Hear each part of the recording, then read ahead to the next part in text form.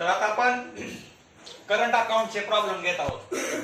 या current अकाउंटच्या problem मध्ये आपल्याला कॅपिटल अकाउंट सोबत करंट अकाउंट पण देतात. तर अशा वेळेस कॅपिटल अकाउंट कुठे घ्यायचं, आउटरला घ्यायचं. आणि कॅपिटल मध्ये ऍड लेस होणारे आयटम आता कुठे घ्यायचे आहे, करंट. ऍड होणारे आयटम कुठे घ्यायचे, क्रेडिटला. तर लेस होणारे आयटम कुठे घ्यायचे, डेबिटला. तर काल आपण करंट अकाउंटचे 2 प्रॉब्लेम घेतले होते. आणखीन 2 प्रॉब्लेम आहेत. त्यातला आपण 19 नंबरचा प्रॉब्लेम घेणार आहोत. त्या प्रॉब्लेम मध्ये शिप्रा आणि मनीषा ह्या 2 पार्टनर आहेत आणि त्यांचा रेशो हा त्यांच्या कॅपिटलवर सांगितला मित्रांनो. तर पहिल्यांदा आपल्याला रेशो काढून घ्यावा लागेल. मग खाली घ्या ratio, calculation of ratio.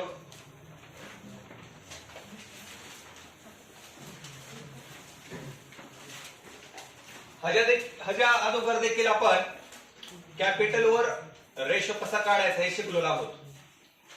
शिप्राचं capital किती आहे बघा, आणि मनीषाचं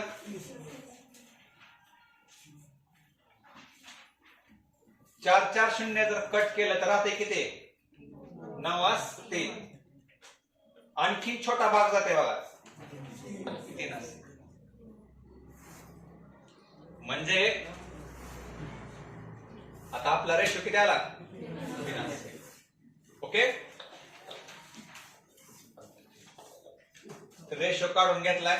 रेशो 3:1 आलाय. आता स्टार करून घेऊया. सन्ड्री डेटासला 1, वेजेस सॅलरी,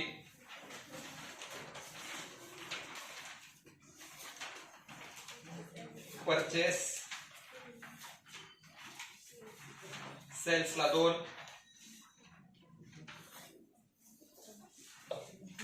मशिनरीला 2, फर्निचर 1, बिल्डिंग 1.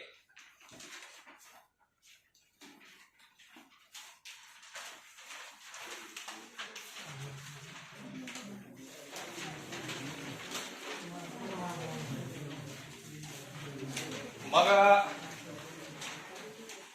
सुरुवात करूया डेबिटच्या आयटम पासून. डेटर्स घ्या, असेटला 28,000,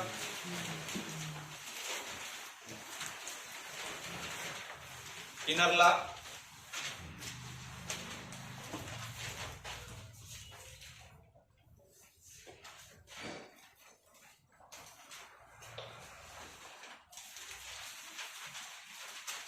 'परचेस ट्रेडिंग अकाउंटच्या डेबिटला इनरला 55,000,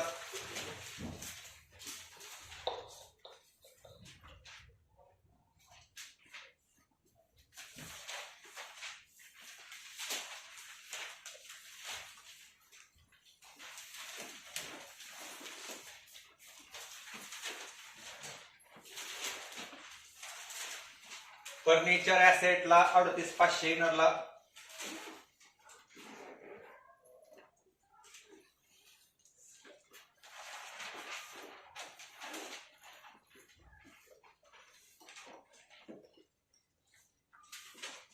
मशिनरी ऍसेटला 60,000, 2 वडे आहेत, 3 वडे सोडून रेश मारा.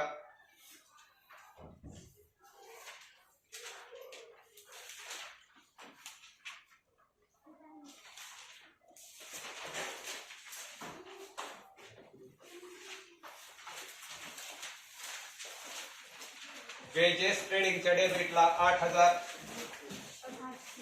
800 घ्या.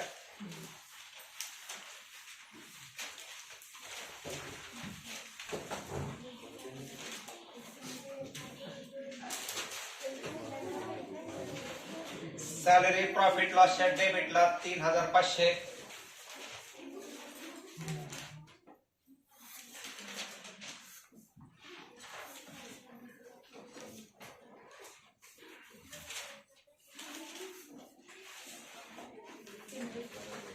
डिस्काउंट प्रॉफिट लॉसच्या डेबिटला 800,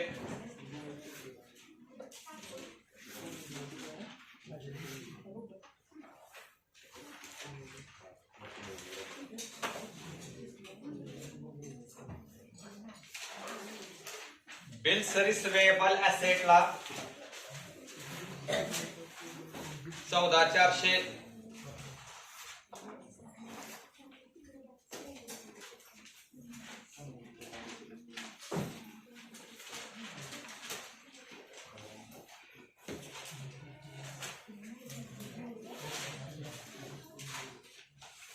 कॅरेज आउटवर्ड प्रॉफिट लॉसच्या डेबिटला 1,000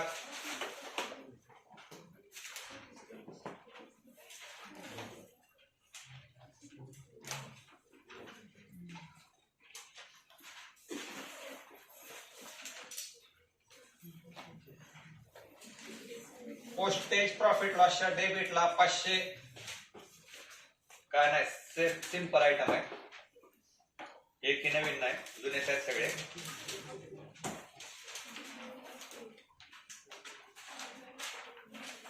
आता मित्रांनो सेल्स रिटर्न कशातून लेस करायचं पहिल्यांदा ट्रेडिंगच्या क्रेडिटला गॅप आहे सेल्स किती दिले बघा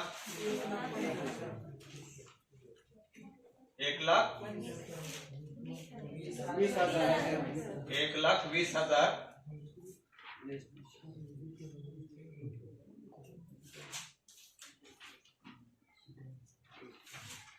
त्यातून लेस रिटर्न 500 इनर लॉस ठेवा किती 1,19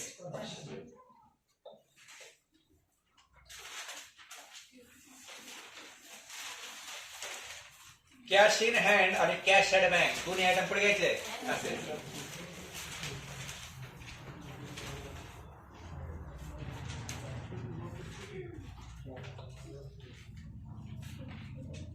कॅश इन हँड आहे 4,000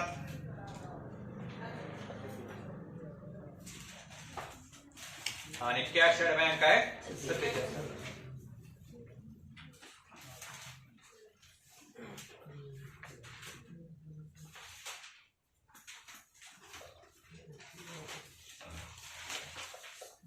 इन्शुरन्स प्रॉफिट लॉसच्या डेबिटला 2,000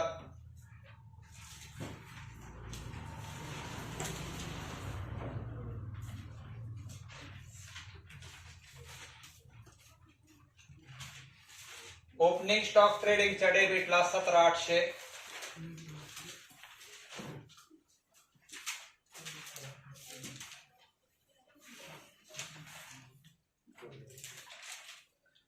आता मित्रांनो तुम्हाला ट्रेड एक्सपेन्सेस आले ट्रेड एक्सपेन्सेस जर आलं तर प्रॉब्लेम मध्ये तुम्हाला जनरल किंवा सन्ड्री आहे का बघा आहे का जर सन्ड्री किंवा जनरल जर असलं असतं तर ट्रेड एक्सपेन्सेस पुढे घेतलं असतं ट्रेडिंगला पण सन्ड्री किंवा जनरल एक्सपेन्सेस नसल्यामुळे ट्रेड एक्सपेन्सेस ट्रेडिंगला न जाता पुढे घ्यायचं profit loss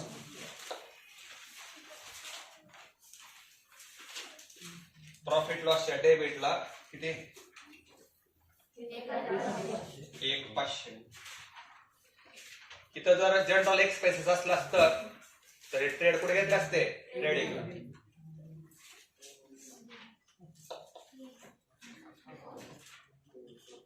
wear house rent देखील प्रॉफिट लॉसच्या डेबिटला 2,500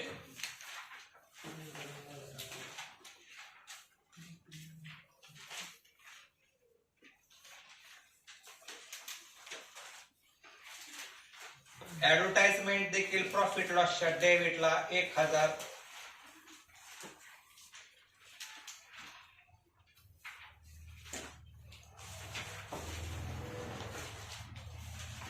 आणि ट्रायल बॅलन्स मधला लास्ट आयटम राहिला बघा कुठला ऍसेटला घ्या किती हजार आहे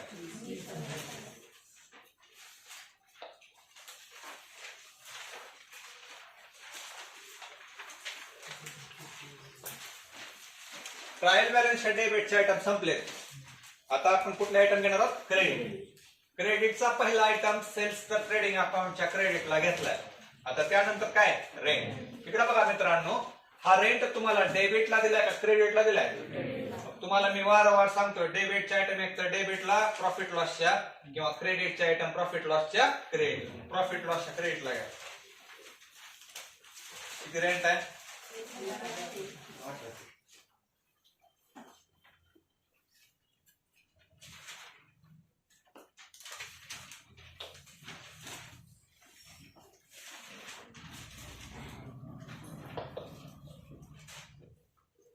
क्रेडिटर्स लायबिलिटीला 38,500.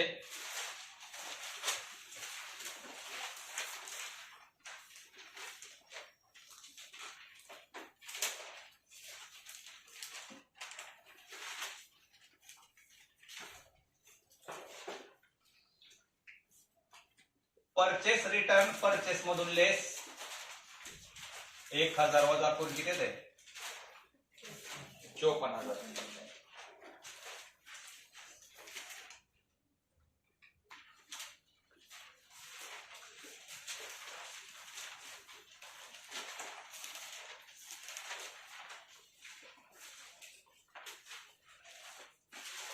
डिस्काउंट प्रॉफिट लॉसच्या क्रेडिटला घ्यावं लागेल, कारण क्रेडिटला दिल्यामुळं 500.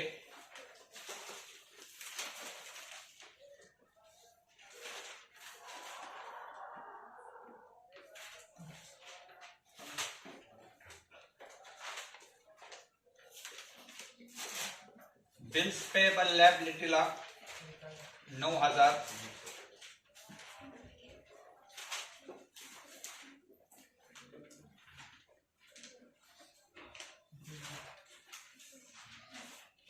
कॅपिटल आता डायरेक्ट तुम्हाला आउटरलाच घ्यायचंय, बरोबर आहे का?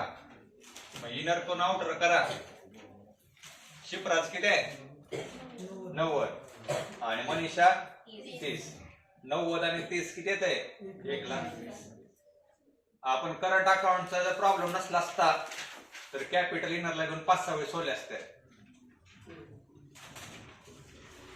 आणि लास्ट आयटम आहे बघा काय, करंट अकाउंट काढले आणि करंट अकाउंट काढले म्हटल्यानंतर ही करंट अकाउंटचा बॅलन्स क्रेडिटला दिलाय, त्यामुळे क्रेडिटला घ्यायचं बाय बॅलन्स बीडी. करंट अकाउंटच्या क्रेडिटला बाय बॅलन्स बीडी. शिपराज किती आहे करंट आणि मनीषा. ही जर बॅलन्स डेबिटला दिला असता तर कुठे घेतला असतं करंटच्या डेबिट. पोस्टिंग मध्ये कुठली हेडर ऍडजस्टमेंट होती का? एकदम सिंपल आहे. आता आपल्या 6 ऍडजस्टमेंट आहेत, त्यातली पहिली क्लोजिंग स्टॉक ट्रेडिंगच्या क्रेडिटला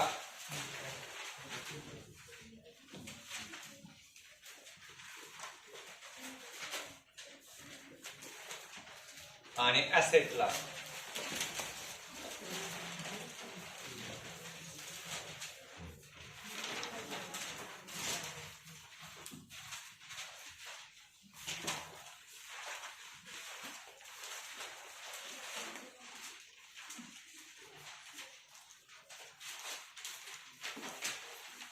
आता दुसरे ऍडजस्टमेंट जरा थोडे नवीन आहे पण तुम्हाला समजून येईल. Sales include sales of machinery of ₹2,000 which is sold on 1 January 2018. इकडे बघा, त्या सेल्स मध्ये 2,000 रुपये चुकून मशिनरीचं सेल झालेलं आहे. म्हणजे आपण 2,000 रुपयाची मशिनरी विकली आहे, ऍक्च्युअल मशिनरी मधून लेस व्हायला पाहिजे होतं पण झालंय कुणाकडून सेल्स मधून. तर ह्याचा पहिला इफेक्ट घ्या, सेल्स मधून लेस करा. लेस सेल ऑफ मशीन 2,000 वजा करून किती येते आउटरला 1,17. तुम्हाला आठवत आहे मित्रांनो, इन्क्लूड म्हटलं की संबंधित आयटम मधून काय करायचं असते लेस. मग आता मला सांगा, आपण 2,000ची मशिनरी विकल्या, त्यामुळे आपली मशिनरी कमी झाली का वाढली? कमी झाली. त्यामुळे मशिनरी मधून पण काय करायचं लेस. लेस सेल्स.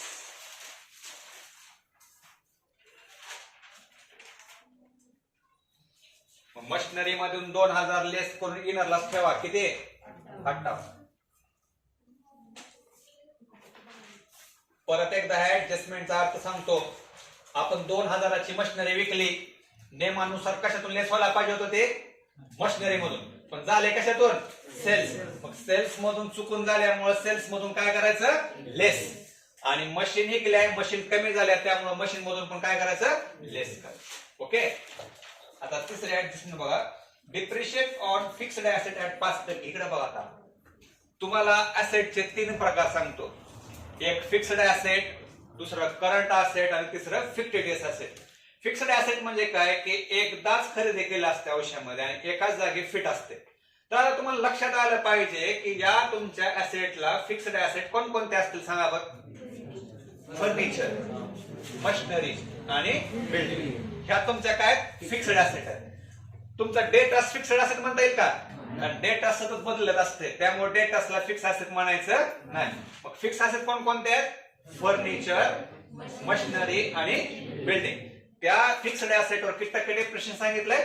5. मग सगळ्या ऍसेटवर 5% लेस करा. लेस डीईपी 5%, लेस डीईपी 5% आणि लेस डीईपी 5%. 3 ऍसेट आहेत बघा फिक्स्ड.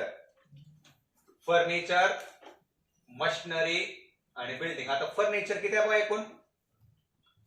38,500. त्यावर 5% किती आहे बघा? 1925. आउटर किती आहे बघा?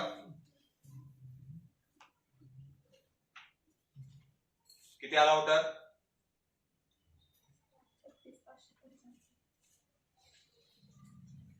36,575. फर्निचरवर काला 5%. आता इकडे बघा बोर्डाकडे. मशिनरीची इनरची किंमत किती आहे? 58,000. त्या 58,000वर 5% काढायचं किती येते? 2,900. आउटर किती? 51 का 55?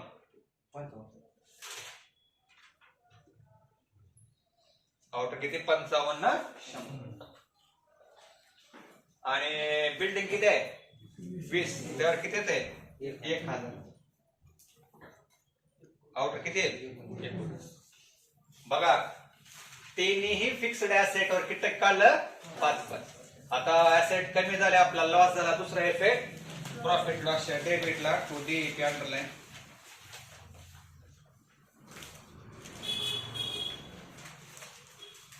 फर्निचर 1925,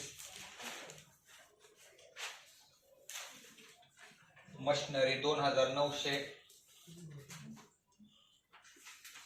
आणि बिल्डिंग 1,000.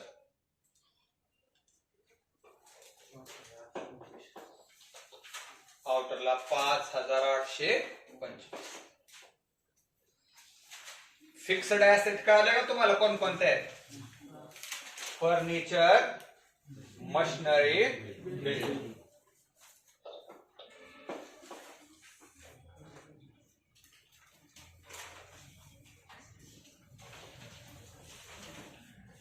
आता चौथ्या ऍडजस्टमेंट मध्ये 2 ऍडजस्टमेंट आहेत बघा.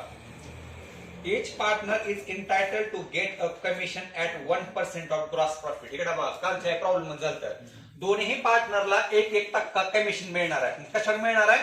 Gross profit. ज्यावेळेस आपण ग्रॉस प्रॉफिट काढू त्यावेळेस तुम्हाला कमिशन घ्यायचंय. मग आता मला सांगा पार्टनर्सला कमिशन मिळणार आहे म्हणजे त्या पार्टनर्स कॅपिटल मध्ये तुम्ही काय करणार? ऍड.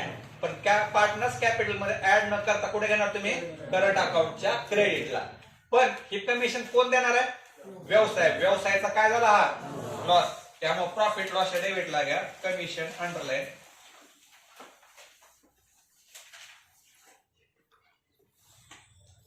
शिप्रा आणि मनीषा हे कमिशन आपल्याला आत्ताच लिहिता येणार नाही बरं का. ही झाला पहिला इफेक्ट. दुसरा इफेक्ट घ्या करंटच्या क्रेडिटला. बाय पी अँड एल कंसात कमिशन. पी अँड एल म्हणजे त्या अकाउंटचं नाव घ्यायचं. त्याची रक्कम काय करायची आपल्याला? नंतर टाकायची. समजलं? आता मित्रांनो ह्याच ऍडजस्टमेंट मध्ये आणखी एक ऍडजस्टमेंट आहे बघा. कुठले? Interest on capital 5%. हे कडा बघा. आता त्यांचं मूळ कॅपिटल किती आहे? 90,000 आणि 30,000. 90,000 आणि 30,000वर 5% किती येते?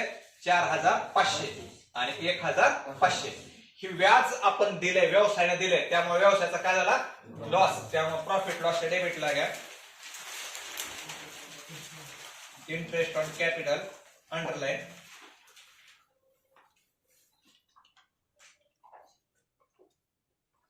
शिप्रा आणि मनीषा. शिप्रा 4500, मनीषा 1500. एकूण किती आलं आउटरला? आता इकडे बघा, हा झाला पहिला इफेक्ट. आता त्या दोघांना व्याज मिळणार आहे म्हणजे त्यांच्या कॅपिटल मध्ये तुम्हाला काय करावं लागेल? ऍड. पण कॅपिटल मध्ये ऍड होणारे आयटम आता पुढे घेणार तुम्ही करंटच्या क्रेडिटला बाय P&L कंसात इंटरेस्ट ऑन कॅपिटल 4500 आणि 1500. लगातार तिसऱ्यांदा आले की प्रॉब्लेम मध्ये नाही ऍडजस्टमेंट.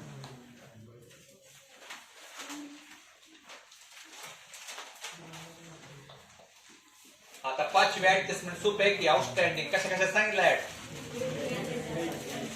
Add outstanding. वेजेस मध्ये पण ऍड करायचंय आणि सॅलरी मध्ये पण ऍड करायचंय. पालेकर वेजेस मध्ये किती ऍड करायचंय?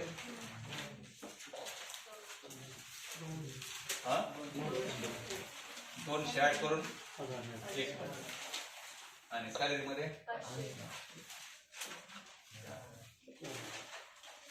500 ऍड करून किती येते? पहिला इफेक्ट वेजेस आणि सॅलरी मध्ये काय केलं? ऍड. आणि ते नसल्यामुळे लॅबिलिटीला आउटस्टँडिंग.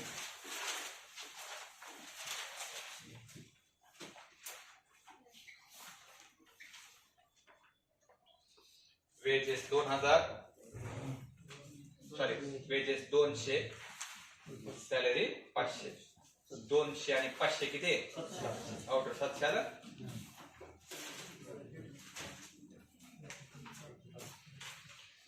आणि आता लास्ट ऍडजस्टमेंट RDD किती टक्के सांगितलंय? मग डेटर्स वर काढा लेस RDD 5 का 3%?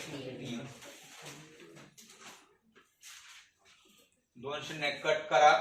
280 गुणिले 3 किती येते?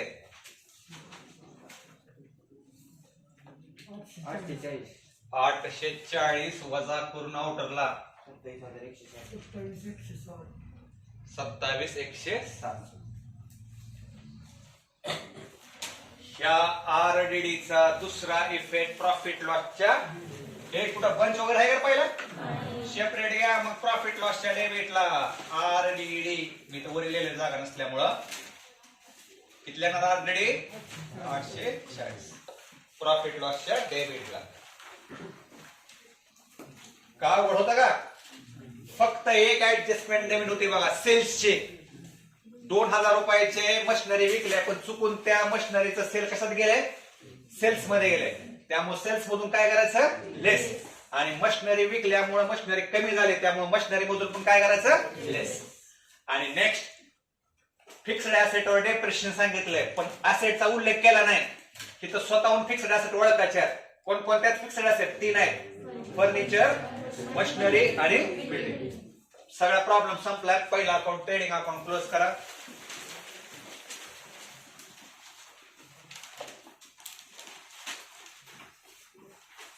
$1,54,500.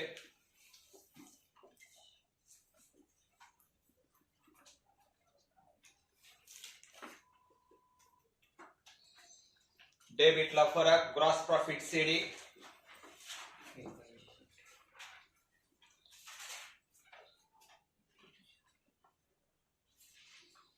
81,700.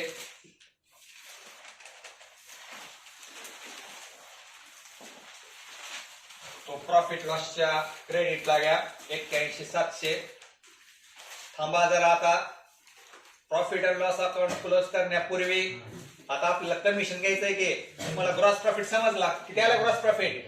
81,700. त्यावर कमिशन किती टक्के द्यायचंय? 1% म्हणले की 2 शून्य कट करायचं राहते किती? 800. बघा इथं आपण मागायला तर कमिशन तर घ्या 817.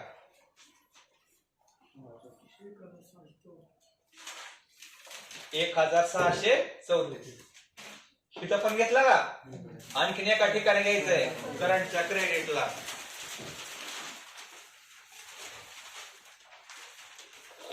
समजलं?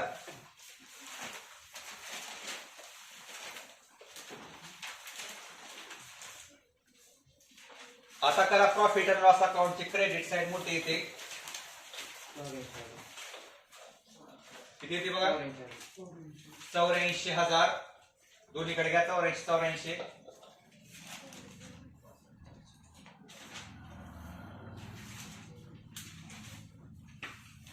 डेबिटला फरक नेट प्रॉफिट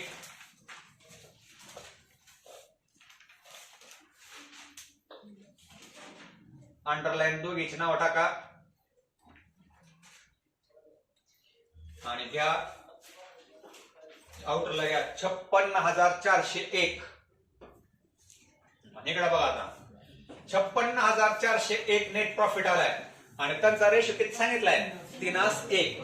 3:1 ची बेरीज किती 4 न त्या 56,401 ला भागायचं. जो भाग येईल त्याला 3 न आणि 1 न गुणायचं. मी सांगतो तसं घ्या. मग पहिल्या पार्टनरला घ्या 42,301. 42,301 आणि दुसऱ्या पार्टनरला घ्या 14,100. आता इकडे बघा हा आलेला नेट प्रॉफिट आपण पूर्वी कशात ऍड करत होतो कॅपिटल.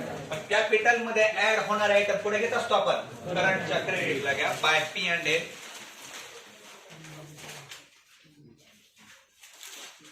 कंसात प्रॉफिट किती रे 42,301 आणि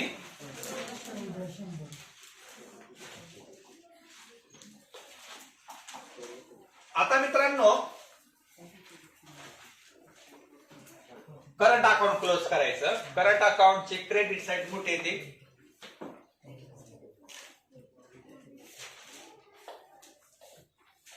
$52,618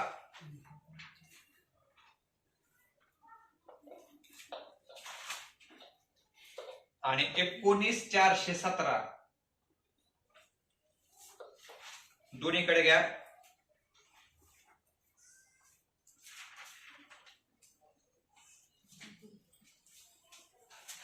डेबिटला फरक पडतो त्या फरकाला म्हणायचं टू बॅलन्स सीडी. आता मित्रांनो इथं काय वजा करण्यासारखं काय आहे का तीच रक्कम येईल की नाही 52,618 आणि 19,417. आता हा आलेला फरक आपण बॅलन्स शीटच्या लायबिलिटीला करंट अकाउंट लिहिले बघा. तिथं रक्कम टाका 52,618 आणि 19,417 इनर कोण आउटर करा.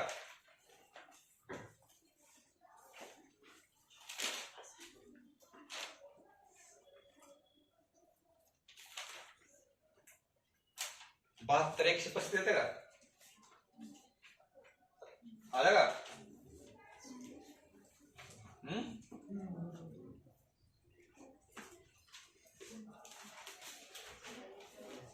आणि शेवटी लायबिलिटी आणि ऍसेट टॅली करा. 2,40,235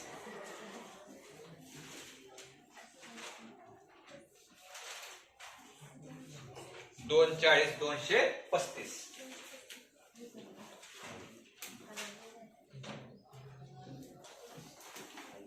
तर 19 नंबरचा प्रॉब्लेम संपला. या 19 नंबरच्या प्रॉब्लेम मध्ये कुठे हिडन ऍक्सेस होते का सगळा प्लेन प्रॉब्लेम आहे. फक्त 2 ऍडजस्टमेंट ते दुसरे आणि तिसरे लक्षात ठेवा. ओके ठीक आहे.